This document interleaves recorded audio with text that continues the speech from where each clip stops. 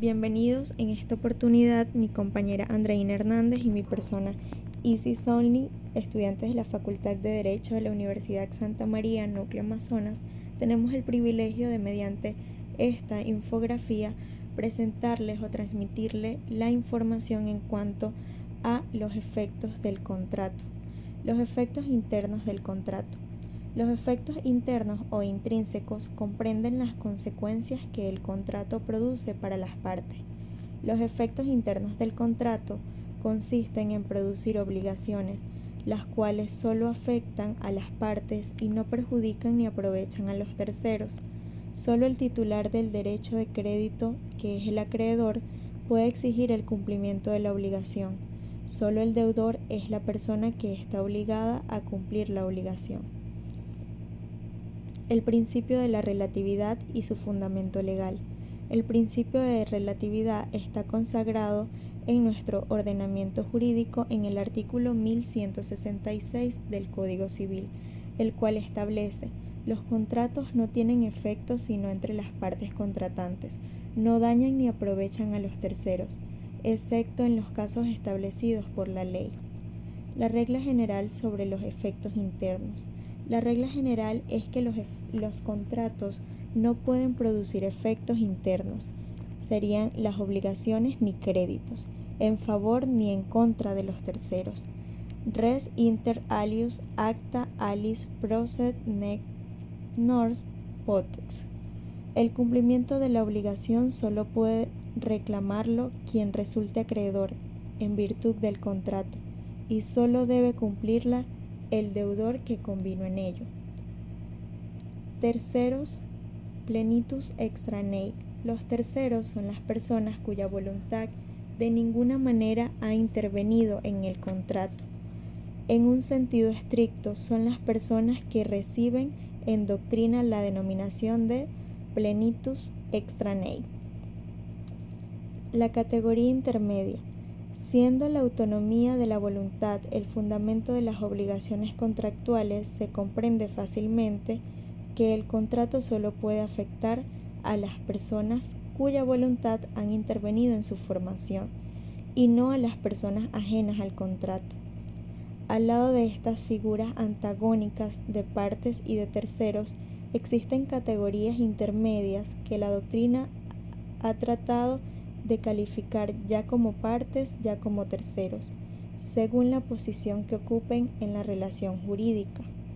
Esta categoría intermedia viene a estar constituida por los causavientes universales o a título universal, los causavientes a título particular y los acreedores quirografarios. Causavientes a título universal. Los causavientes universales son aquellos que suceden a una de las partes en la totalidad de su patrimonio, tal como el heredero único. El causaviente a título universal lo suceden una parte alícuota de su patrimonio. Un ejemplo de ello es cuando existen varios coherederos, ambas clases de causavientes suceden al causante, tanto en su activo como en su pasivo, y se les denomina en doctrina causavientes universales. La muerte de una persona física da lugar a la sucesión a título universal, porque se considera que el decujus continúa en la persona de sus herederos. ¿Cuál es la presunción? Los causavientes universales suceden a sus causantes en la totalidad o en una parte alícuota de su patrimonio, tanto en su activo como en su pasivo, y son para la mayor parte de la doctrina los continuadores jurídicos de su personalidad. Por ello, una vez que se produce la sucesión, es decir, muerte del causante y aceptación expresa o tácita de la herencia, son considerados partes y no terceros en los contratos celebrados por su causante, contratos que sí producen plenos efectos para ellos y por lo tanto pueden ser acreedores o deudores en las obligaciones nacidas de dichos contratos. Tal principio es confirmado en el artículo 1163 de nuestro Código Civil, que establece: se presume que una persona ha contratado para sí y para sus herederos o causavientes cuando no sea convenido expresamente en lo contrario, o cuando no resulte así de la naturaleza del contrato. ¿Cuáles son las excepciones? La doctrina asimila a los causavientes a título universal a las partes porque aun cuando no intervinieron en la celebración del contrato sufren sus consecuencias, es decir, obligaciones, y se aprovechan de sus ventajas, que son las acreencias, excepto en los derechos puramente personales, como el usufructo, el uso y habitación, la renta vitalicia, el contrato de trabajo. Los causavientes a título universal no son considerados como terceros.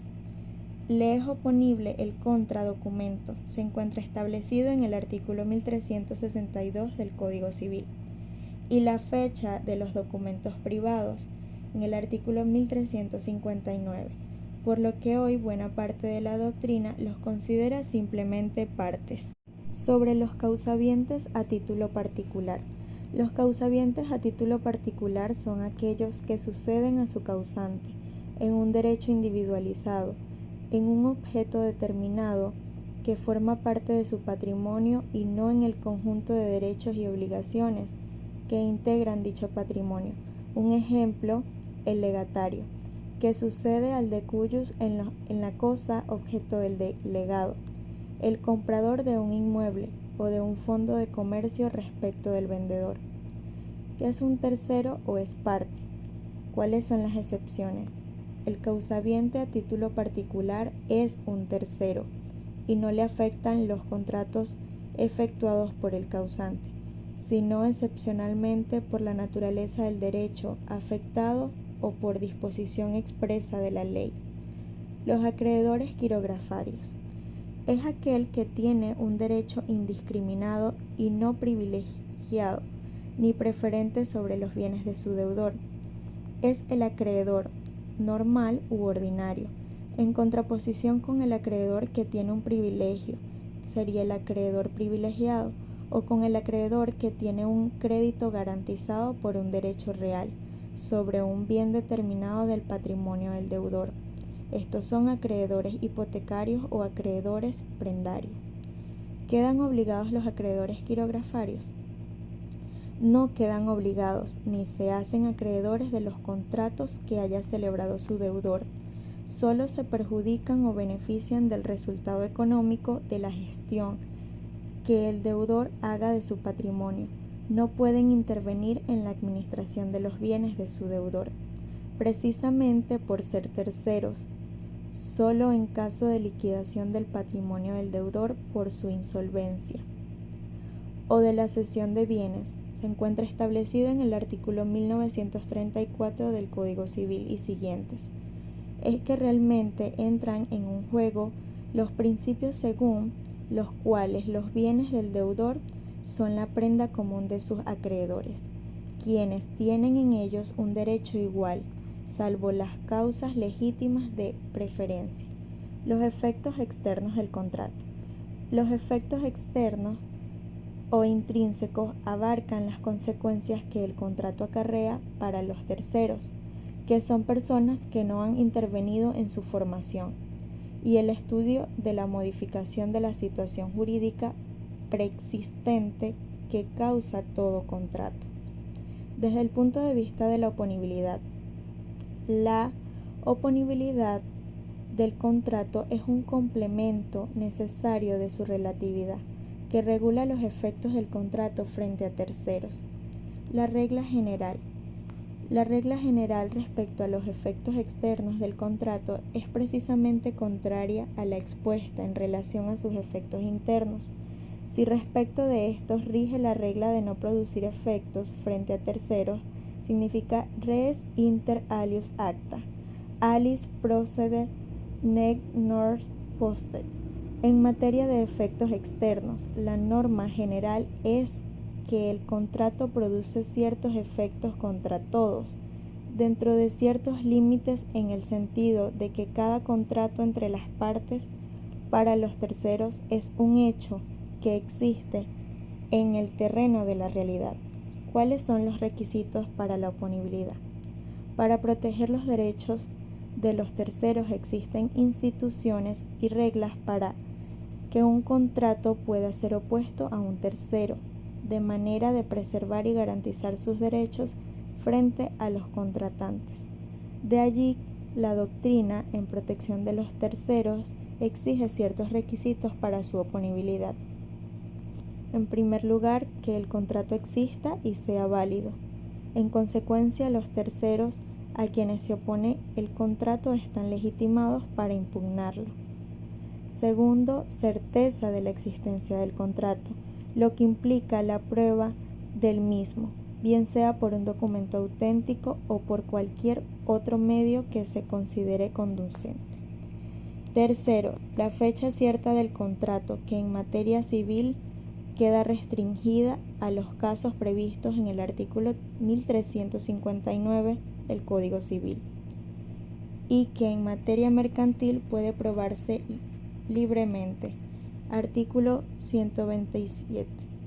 Presumiéndose cierta en la letra de cambio, pagare y otros instrumentos a la orden. 4. El cumplimiento de los requisitos exigidos por el régimen de publicidad de los derechos reales, posesión de buena fe, tratándose de bienes muebles, y registro del contrato, tratándose de bienes inmuebles, o el conocimiento efectivo de la existencia del contrato por el tercero a quien se le opone. Efectos del desconocimiento de la situación jurídica producidas por el contrato. El tercero que desconoce la situación jurídica crea por el contrato puede incurrir en responsabilidad extracontractual cuando intencionalmente o por negligencia efectúa actos en violación de los derechos de alguna de las partes. Así, cuando el vendedor no ha entregado oportunamente la mercancía vendida por culpa del transportista. Este es responsable ante el comprador. El transportista del pasajero que muere en un accidente es responsable del daño ocasionado al que tenía derecho a una pensión de alimentos, responsabilidad por rebote. Afectación de terceros. También la renuncia de un derecho por una de las partes contratantes puede afectar al tercero, habiendo deteriorado una persona un camino público dentro de un fondo agrícola arrendado y habiendo celebrado las partes una transacción por la cual el propietario dispensa a su arrendatario de reponer el camino a su estado anterior, condonando la obligación de repararlo. El propietario no puede exigir la reparación del daño al tercero responsable, autor del deterioro del camino, quien se aprovecha así de un contrato del cual no es parte. Efectos y límites de los efectos externos. Contratos por los cuales se transmite o crea un derecho real, teniendo el derecho real un efecto erga omnes. Los terceros no pueden desconocer el contrato por el cual se ha transmitido el derecho real o constituido el mismo, usufructo, uso, habitación, hipoteca, siempre que se hayan cumplido los requisitos de publicidad registral que sean aplicables. Contratos por los cuales se transmite un derecho personal. Tampoco pueden desconocer la transmisión de derechos personales, bien sea por cesión del crédito, en cuyo caso es necesario que el deudor haya sido notificado o haya aceptado la cesión. Artículo 1550 del Código Civil. O por pago con subrogación. Artículo 1301. Para algunos, la cesión del contrato convierte al cesionario en parte, porque es acreedor y deudor de las obligaciones nacidas del mismo contrato bilateral. Acreedores quirografarios y causavientes a título particular. Acreedor quirografario es aquel que tiene un derecho indiscriminado y no privilegiado ni preferente sobre los bienes de su deudor. Es el acreedor normal u ordinario, en contraposición con el acreedor que tiene un privilegio, acreedor privilegiado, o con el acreedor que tiene un crédito garantizado por un derecho real, un bien determinado del patrimonio del deudor. acreedor hipotecario o prendario. Actos que no son oponibles a terceros. El documento privado o contradocumento que demuestre la simulación no es oponible a terceros. Se encuentra establecido en el artículo 1362 del Código Civil. Los terceros siempre podrán impugnar el contrato que se les opone alegando la simulación, y a ellos no es oponible el documento privado o contradocumento que demuestre la simulación. Artículo 1362. Pero el tercero sí puede aprovechar de ese contradocumento. Los documentos privados otorgados por el deudor no tienen fecha cierta respecto de terceros, salvo los casos previstos en el artículo 1359 de nuestro Código Civil. Y en materia mercantil, en relación a la letra de cambio, pagare y cheque, cuya fecha se presupone como cierta, artículo 127. En los demás documentos mercantiles se puede probar la certeza de la fecha con cualquier medio de prueba conducente. Los actos fraudulentos del deudor que hayan sido declarados como tales. Artículo 1279 del Código Civil. Intangibilidad del contrato. El nulo derecho que tiene una de las partes de modificar o crear un nuevo contrato sin el acuerdo de la otra parte. Nulidad y acción resolutoria. Dispone el artículo 1167 del Código Civil. En el contrato bilateral, si una de las partes no ejecuta su obligación, la otra puede, a su elección, reclamar judicialmente la ejecución del contrato o la resolución del mismo, con los daños y perjuicios en ambos casos si hubiere lugar a ello. Se trata, a decir de Palacios Herrera, de una disposición derogatoria del derecho común, según el cual, una vez contraída la obligación, se está obligado a cumplirlas. El artículo precedentemente transcrito 1005 establece opciones a los contratantes en caso de que una de las partes no ejecute la obligación. La otra, a su elección, podrá reclamar judicialmente la ejecución del contrato o la resolución del mismo. Excepciones respecto a los efectos internos.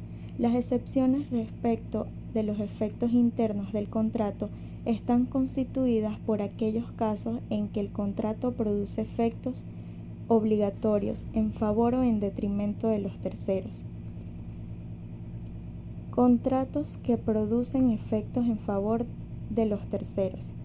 Primero, casos en que los terceros se convierten en acreedores para un contrato.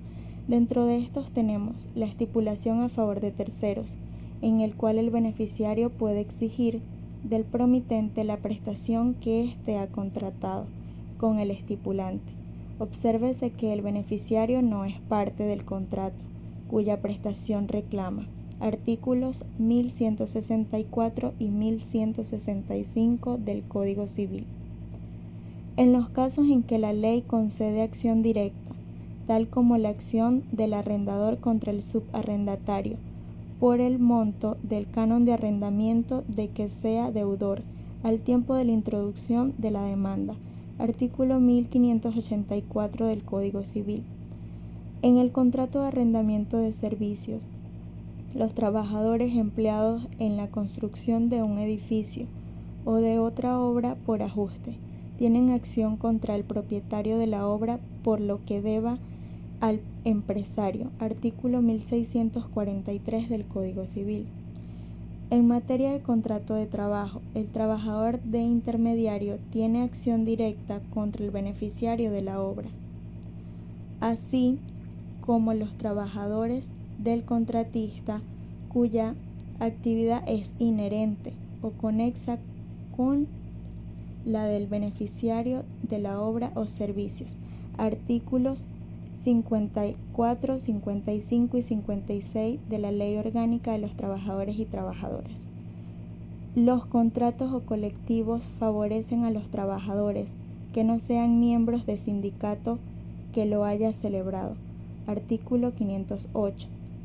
Y a los trabajadores que en el futuro contraten con el patrono. Artículo 509 de la Ley Orgánica de los Trabajadores y Trabajadoras. Actos que producen efectos contra terceros. Los actos a título oneroso, efectuados de buena fe por el heredero aparente, producen efecto con respecto a los verdaderos herederos. Artículo 1001 del Código Civil. El pago de buena fe, efectuado por el deudor al poseedor del crédito, es válido frente al verdadero acreedor. Artículo 1287 del Código Civil. Estipula a favor de terceros. La estipulación a favor de terceros, en el cual el beneficio o beneficiario puede exigir del promitente la prestación que éste ha contratado con el estipulante. Obsérvese que el beneficiario no es parte del contrato, cuya prestación reclama. Artículos 1164 y 1165 del Código Civil. Esto ha sido todo. Hasta una próxima oportunidad.